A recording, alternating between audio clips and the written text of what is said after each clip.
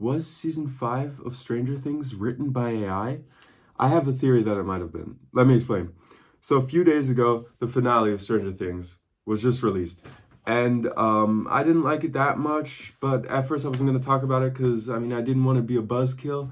And most of the major issues and plot holes had already been talked about by other people. For example, like the most blatantly, almost disrespectful one is that this is how season 4 ends, with this major build-up, blah blah blah.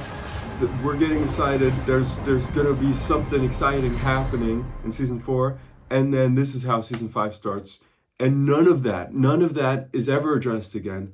We're just acting like that never happened, and I completely forgot that happened.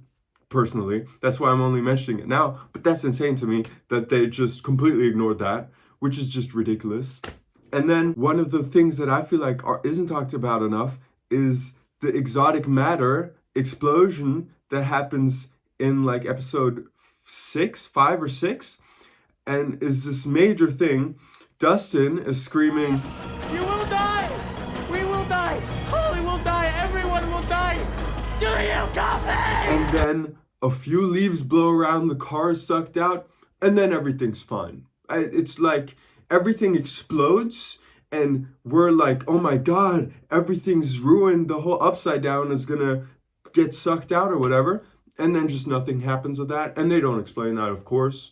And it's just like, yeah, of course, yeah, I don't know. It's just the car, it was hungry. It got its car.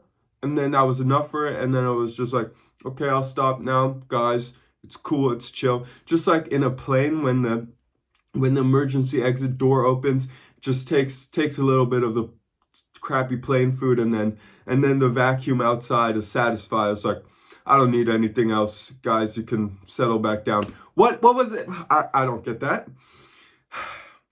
And I was just like, okay, whatever. Fine, whatever. I don't care.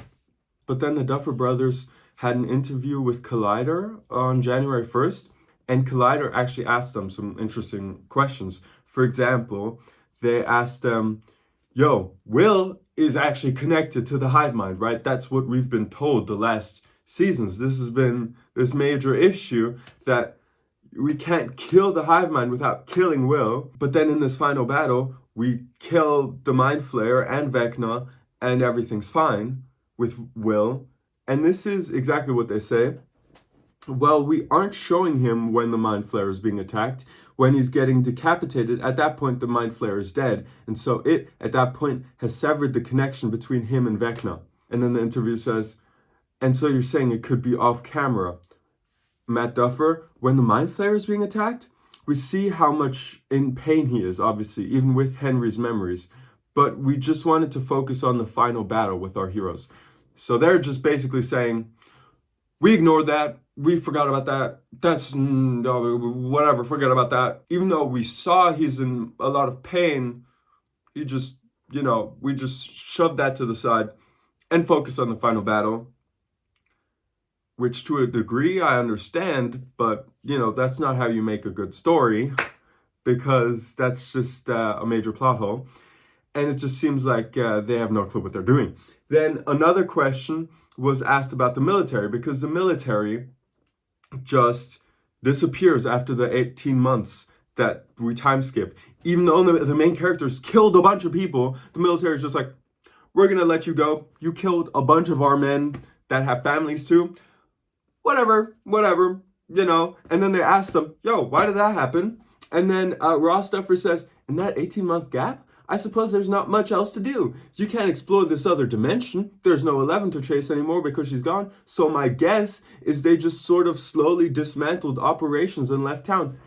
Your guess? Didn't you make this shit? Didn't you write it yourself? What do you mean your guess, dude?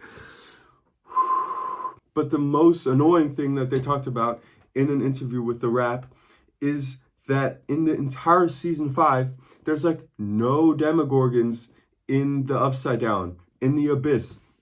When, if you remember, season 4, the Upside Down was such a scary place. There was like tentacles all around, and if you step on one of them, then everyone, all of the bad creatures know exactly where you are.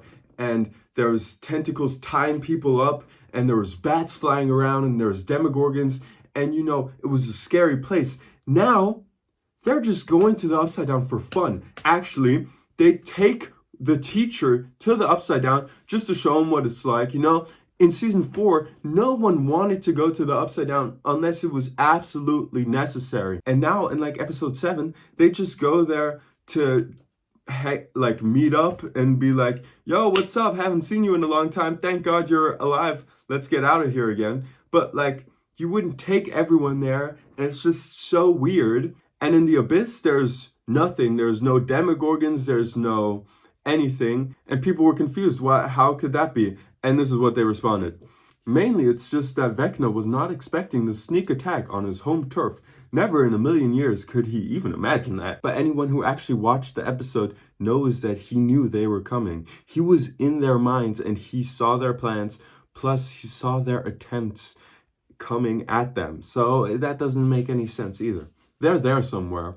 We obviously discussed having a demo battle on top of the Mind Flayer battle, but it felt more right to us that why does he need the demos when the Mind Flayer is this giant thing and can attack them? He doesn't need his little ant army to attack. He's going to take care of this himself. Why would he do that? And then they just kill him in 10 minutes. And I love how there's like fan theories like, oh my God, maybe the Mind Flayer just absorbed the demogorgons and grew bigger.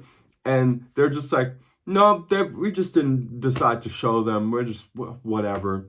And it just sounds like they have no clue what the reason is for those scenes either. So to me, it just sounds like they have no clue what they were doing while writing it.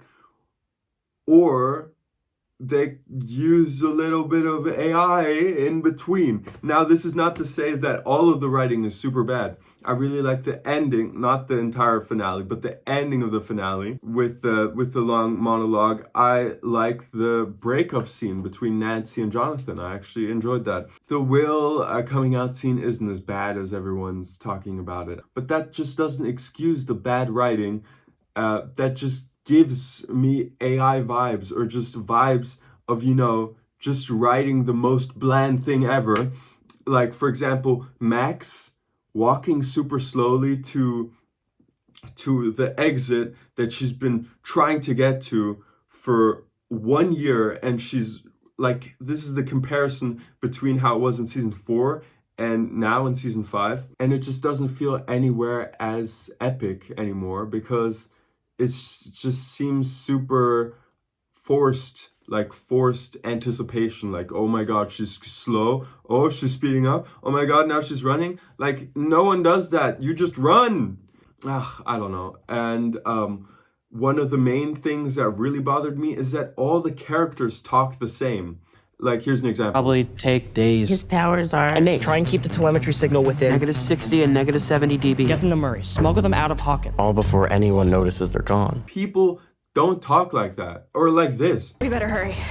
We got company. And in amazing series like The Office or BoJack Horseman or Breaking Bad, you really can tell the characters apart from their speech patterns and their mannerisms and the way that they talk. But here, everyone just talks in the same Netflix type of way. And Holly does not talk like a 9-year-old or however old she's supposed to be. And march the spot.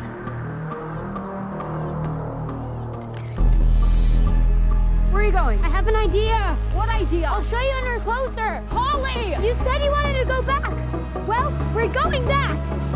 And then there's scenes where she's like the super genius or like super badass. And then she just goes back to being a 9-year-old whenever the script needs her to be. Why did that man try to hurt him? It just doesn't seem like there's a lot of thought put into it, which I feel like the interview kind of confirms. And I'm not saying that it was all written by AI. Obviously not. They definitely had the concept, but then I feel like they might have written a little in between the lines. They might have just used AI because I understand. It's a lot of writing. It's a lot. And then for the filler scenes, you might just use AI to write that unnecessary part of just people talking, whatever. And it's probably not AI, but a part of me hopes it's AI because there were such geniuses in season 4. And in season 1, I think season 1 is amazing. And if those same people that wrote season 1 are now writing this, then we're even more cooked than if they were just using AI. I don't know. I guess that's just my opinion. Anyways, I didn't enjoy season 5 very much. I think a lot of people didn't either. And I don't really want to keep anyone else from enjoying it. I really like Stranger Things in total, except for season 5, I guess. But the idea that they had 3 years to make this is just kind of confusing. Anyways, see you in the next video. I hope you enjoyed, and like and subscribe if you did, or leave a hate comment if you didn't, I guess. Also, Duffer Brothers, I'm not accusing you of anything. This is just something that I kind of came up with. Please don't sue me. Please, this is not slandering. I'm sure you guys are lovely people, and I'm sure you didn't use AI. This is just something that my mind came up with.